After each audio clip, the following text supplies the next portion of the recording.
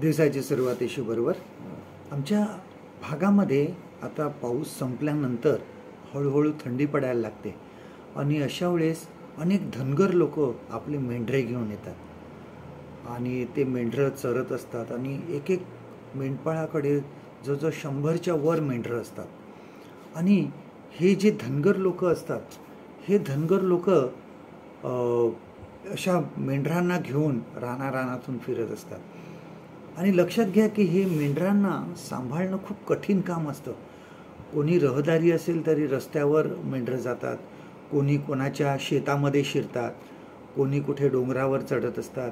आणि अशा वेळेस ह्या धनगरांना त्यांच्या मागे खूप धावावं लागतं, खूप पळावं लागतं, सारखं त्यांच्याकडे लक्ष द्यावं लागतं.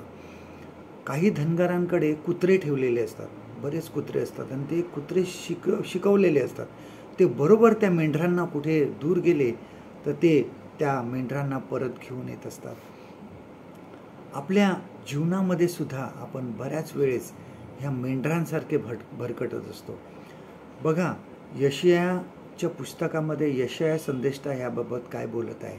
आयझाया चॅप्टर 53 and verse 6. यशाया ह्याचा 53वा अध्याय आणि 6वं वचन बघा काय सांगतं. आम्ही सर्व मेंढराप्रमाणे बहकून गेलो होतो, आम्ही प्रत्येकाने आपापला मार्ग धरला होता.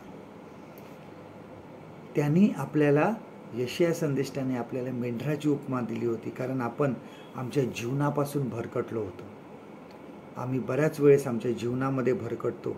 ज्या गोष्टी देवाला आवडत नाहीत त्या आम्ही करतो, देवापासून दूर जातो, देवाला वेळ देत नाही, त्याचं वचन वाचायला आमच्याकडे वेळ नसतो. आम्ही ह्या मेंढरांसारखेच भरकटलेलो आहोत.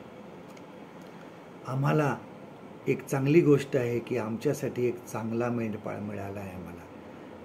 तो म्हणजे प्रभू येशू ख्रिस्त, ज्याने आम्हा सर्वांसाठी आपला प्राण दिला. जर आज आम्हाला असं वाटत आहे की देवाने आमचा मेंढपाळ व्हावं, प्रभू येशूने आमचा मेंढपाळ व्हावं, तर आम्ही त्याच्या मागे चालणं गरजेचं आहे. आजचं देवाचं वचन आपल्यासाठी हे आहे. स्तोत्रसंहिता 23 आणि पहिलं वचन, Psalm 23 and verse 1. परमेश्वर माझा मेंढपाळ आहे, मला काही उणे पडणार नाही. परमेश्वर करू आजचा दिवस तुमचा आशीर्वादित करू.